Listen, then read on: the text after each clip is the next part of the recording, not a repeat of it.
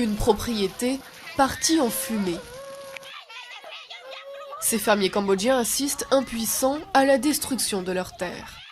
Les militants qui ont tourné ces images affirment qu'ils font partie des 10 000 personnes expropriées par l'industrie du sucre ces 6 dernières années.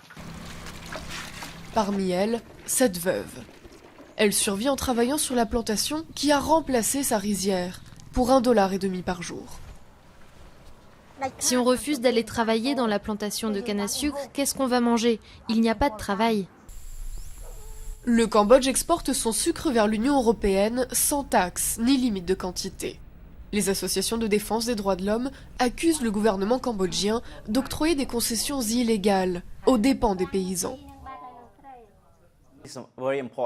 Il est très important que l'Union européenne exerce davantage de pression sur le gouvernement pour résoudre rapidement ce problème, parce que des milliers de personnes en souffrent depuis des années.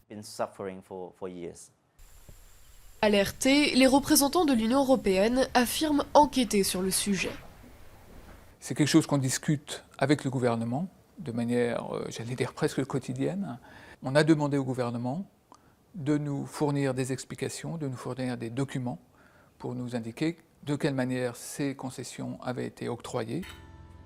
Insuffisant pour les associations. Dans cette vidéo choc, elles appellent les consommateurs européens à boycotter ce qu'elles surnomment le sucre du sang. Sollicitée à plusieurs reprises, la société basée en Angleterre qui commercialise le sucre s'est abstenue de tout commentaire. Même réponse du côté du gouvernement cambodgien. Vous feriez mieux de parler à l'entreprise elle-même.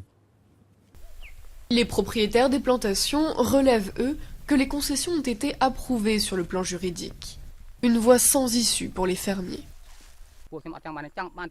Tout ce que nous voulons, c'est récupérer nos terres, parce qu'on ne peut pas vivre sans. Chaque jour, nous réclamons nos terres pour pouvoir y faire pousser du riz et des cultures, comme avant.